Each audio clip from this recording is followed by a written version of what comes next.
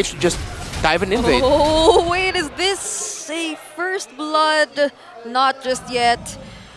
Okay, and Kirk doesn't use the vengeance either, so he was just really able to keep himself safe. Kirk knew he wasn't going to die. Again, using to maximum potential, that 15% damage reduction underneath the gold XP shield. Ogwin dashing through, gets knocked up. Oh, what a precise usage of the Sacred Hammer. And this is what we keep seeing from these two mid-duos in the early minutes. Renmar, how do you reckon that emblem set on a jungle Lucas goes? Oh, well, he's going for Assassin, which, well, yeah, you need the damage. If you decide to double down on his tankiness, that's actually where we've seen Lucas jungles falter. But going for Assassin and then maybe going for a hybrid build might be good for King Kong. So they also will be able to compensate for whatever we mentioned might be lagging in the early stages in terms of damage just yet. But now this seems like an early game where both teams are just really freely moving and rotating across the map. Falcons first to the dominant position, taking control of the brushes here. Upper quarter of the map, first turtle spawning, and it's up. Let's see who draws first blood. Still no ults on the big ticket players, roamers and mid laners. Ogwin with the Shunpo. Turtle now down to about half health. Oh, even the Cyclone Eye is taken here by Falcon, so this has to, or probably really will be a team fight. That's the Feathered Airstrike already used here by Few, but there's the counter real world manipulation. Flap TZ though, he's really, really low. But then, even despite that, ONIC takes hold of the turtle, and even 3 kills from Falcons. Great take there by King Kong, dancing around the ultimates, puts himself in a dangerous situation, but he knew he has the dashes built in his kit to be able to sidestep some things, walks away with the turtle, and it meant that ONIC PH had the advantage because of the turtle shield buff. With nothing left for Falcons to take back, even chunking away at mid, Kelra making it all the way down back to get a wave. ONIC are swimming in it, about 1,000 and change up, 3 minutes in. Where else can Falcons find a win here? Yeah, they're going to have to play this a little bit more patient. I think, yeah, they might have to think about going for the counter punch or just basing it off of Ogwin getting a nice kick. Oh, there's one! And that's onto Brusco. That's enough damage as well from Falcons to take him down. But that's the roamer of ONIC Philippines. And again, as cool as it is to see the bruiser go down, you're right, Brigida, it's just a roamer. And he's back just like that. Set and ready for another big ticket fight. While Ogwin's flicker is still off, his is out of cooldown. Yeah, and look at Kelra, the KK connection not being as threatened, knowing that there isn't a possible setup coming in from Ogwen anymore. So everything just seems to be in favor of ONIC Philippines even at this point.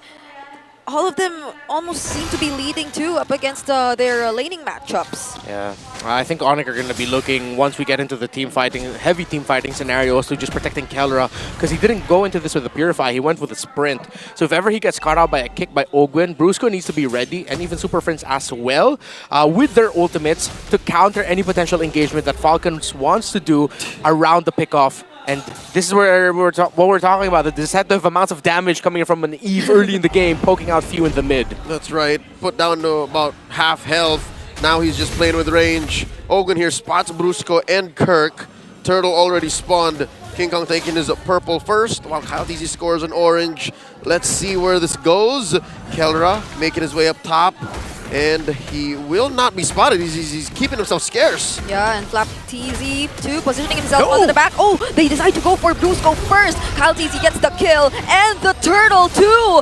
Kelra though, dancing in the middle of everyone, taking down Few and Kyle TZ. That's a double kill for him. But Falcons won't let him live. That's the kill taken by SUPERMARCO, and they're trying to chase after ONIC, but they will decide to disengage. Man, SUPERMARCO held on. I really thought that Kelra coming in from the perfect angle would just mess up Few and SUPERMARCO, but SUPERMARCO said, I'm all right here. Eventually, Flap and Ogwen are going to come in and help me, and yeah, good sidesteps by SUPERMARCO, able to stay alive, 1-0 and 2 now, and that's what they needed there, because if he gave a kill to Kelra and ended up with the Airthal having a triple kill, that would have been a nightmare start for the Falcons. I'd reckon if Kelra did that maybe 2 or 3 minutes from now, yeah, it would have worked out, but currently he's sitting on just a Haas clause. That's not enough damage output to make those kinds of dives worth it. Yep. So that gives Falcon here a lead now. Kirk down to, what, a fifth of his health? Oh! He's down! Evil Queller to finish him off. And they don't allow anyone to fall either. They might just be able to get their hands on the first turret too. It's a clean pick off on the Kirk attack. This will open up the upper quarter of the map. King Kong holding his ground. I just want to take my purple, man. Leave me alone. And now Flap is gonna mess him up. Oh, King by Ogwin! Oh no, Kellra, not even with a heavy crossbow, gets to survive. 2 members of Falcons. And how unfortunate is this? You already mentioned it. He was already on a killing spree, but that was immediate shutdown gold for SUPERMARCO, and he gets another. Across the map, the Super Fam are falling like flies. And all it's taken are these little micro movements from Falcons. Yeah, Ogwin and Few are controlling the map right now. Few going with Kyle, Ogwin going with SUPERMARCO. That's a good split.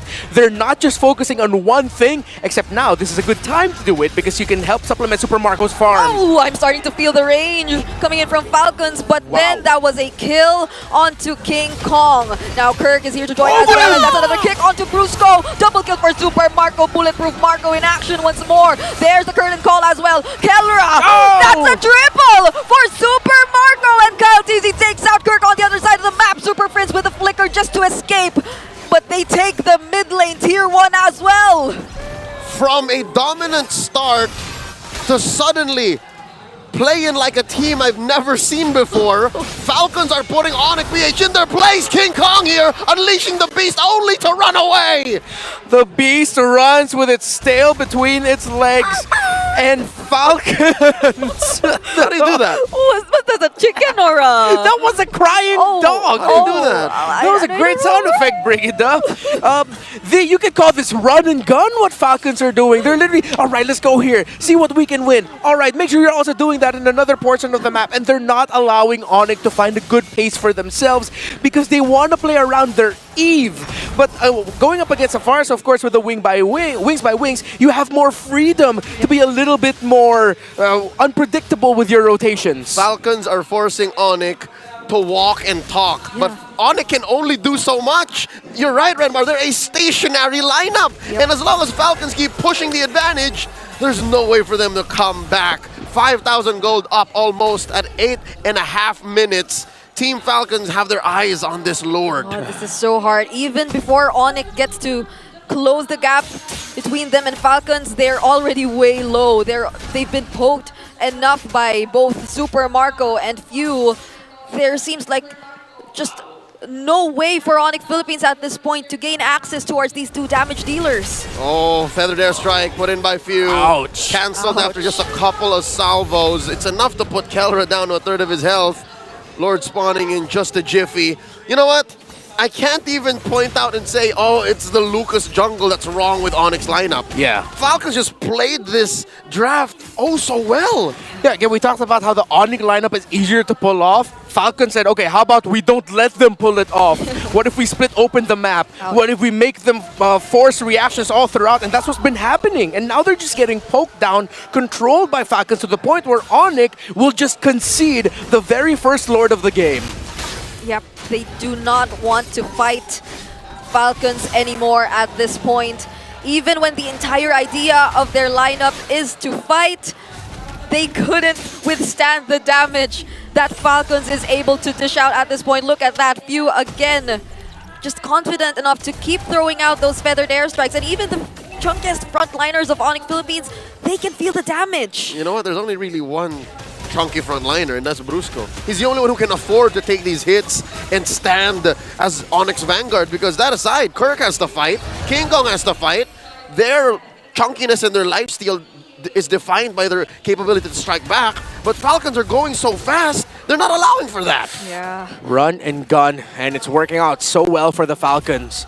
Just don't let ONIC play their game. Who knew it would be that simple? I never thought it's actually that easy. Yeah, I actually can't think of a way for Brusco to use the implosion at a perfect timing right now. And Falcons might just get their hands on their first inhibitor turret away from ONIC Philippines. But They successfully defend either way, but at least for the Holy Shields, they will not be intact anymore. That's right. A minor objective, you could call it. A free wave clear. No longer there for ONIC Philippines.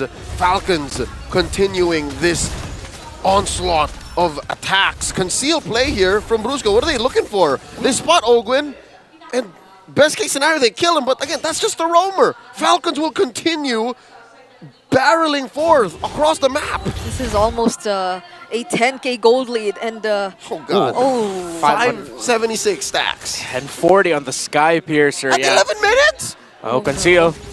now this time, that might just be Falcons Ouch. looking for a fight. Kirk barely God. surviving the feathered airstrike. There's the counter wheel road manipulation. And Oh, they let's go. defend that base turret for just a moment. And those are two members from Falcons caught in the implosion. No. Silver Hammer, but they still survive. There's not enough damage just yet.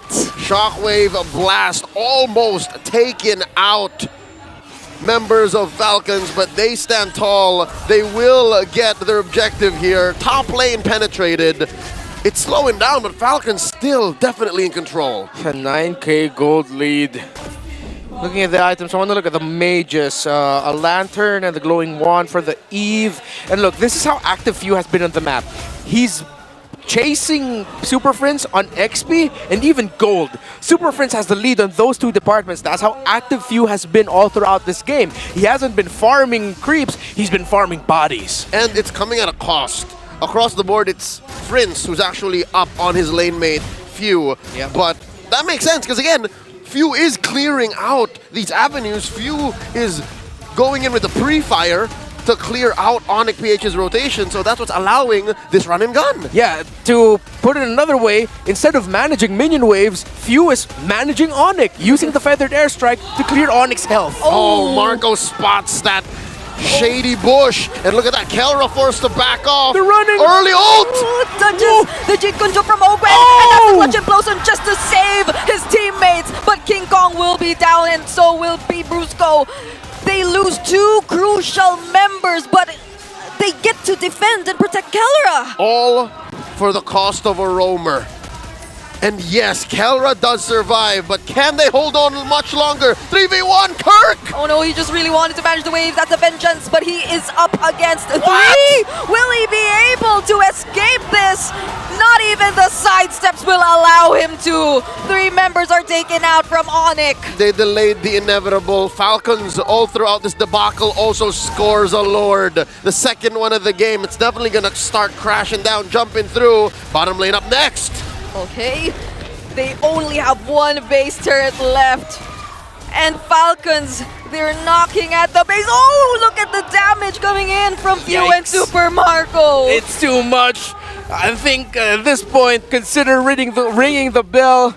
But you do still have a Tigreal and Eve on you. You still have Kelra, who got to sidestep that Jeet Kune Do entry by Ogwin, which is why Ogwin got punished and Kelra walked away scot-free in that sequence in the top lane. But with the Lord marching in and Falcons having all the item advantages, especially a 4k gold lead for their Granger compared to the Iritha, this could be it. All waves synced. Mid, bottom, and top. Alongside a lord. Can ONIC defend? Oh no, there goes Brusco with the counter implosion set once more. But all other members of ONIC are busy with their defense. They need to take down the Lord. Ogwen will fall, but Flap Teasy gains access on the base, but it becomes a double kill for Kelra. SUPERMARCO, though, legendary and a triple. But then, it's still bulletproof Marco, and Falcons taking game number 2. Falcons are here, and we're going to game 3. It felt like SUPERMARCO in that game just went, oh, Renmar said, I'm not bulletproof, and he took that personally. He went deathless in that game.